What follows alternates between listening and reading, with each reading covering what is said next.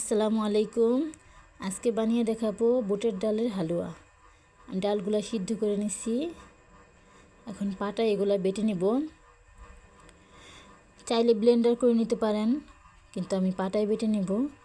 Blender করলে একটু পাতলা হয়, আর পাটায় বেটে নিলে আমার কাছে হালুয়াটা অনেক মজা লাগে।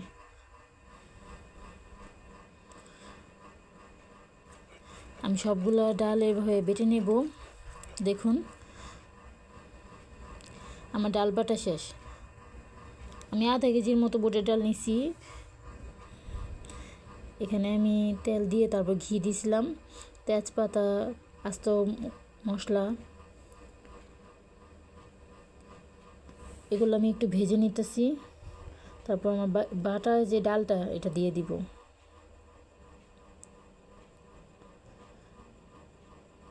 বুটের ডালের হালুয়ায় ঘি দিবেন, ঘি দিলে ওটা ভালো লাগবে বেশি। চাইলে আমার মতো তেল দিবেন, সাথে ঘি দিবেন। এখন এটা আমি সুন্দর করে ভেজে নিব।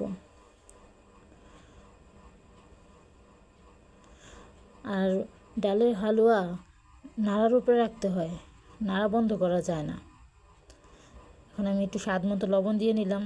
যে কোনো মিষ্টি খাবারের মধ্যে লবণ দিলে ওটা মিষ্টির ব্যালেন্সটা ঠিক করে। এই যে আমি এখন চিনি দিয়ে দিতেছি।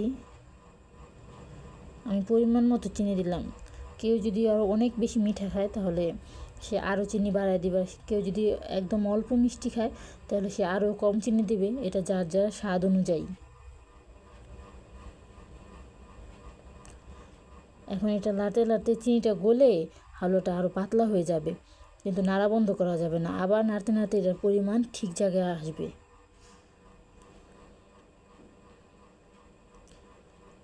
এখন আমি গুঁড়া দুধ দিয়ে দিলাম। এটা আমি ভালোভাবে মিশিয়ে নেব। আর এলাচ গুঁড়ো করে নিছি, সেই এলাচ গুঁড়োটা দিয়ে দিলাম। এটা সুন্দর সুঘ্রাণ আসবে। এই যে আমার হালুয়া কিন্তু এখন আর পাতলা নেই, এখন আস্তে আস্তে খুব টাইট হয়ে যেতেছে। এটা আরও টাইট করে নিতেছি। এ পর্যায়ে আসলে নামিয়ে নেবেন।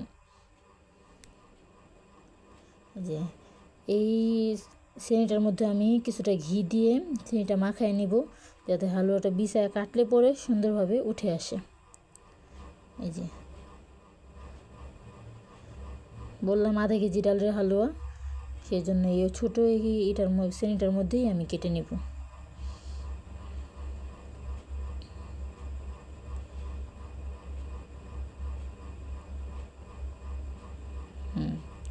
এখন এটা আমি চামচ দিয়ে সমান করে নেব।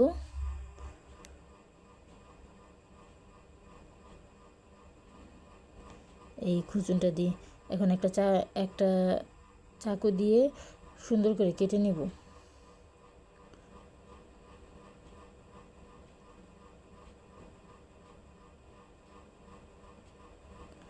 এখন এই পর্যায়ে আপনি আপনার মন পছন্দের কিশমিশ, যে কোনো বাদাম একটু ঘির মধ্যে ভেজে তারপর উপরে সুন্দর করে সাজায় দিতে পারেন।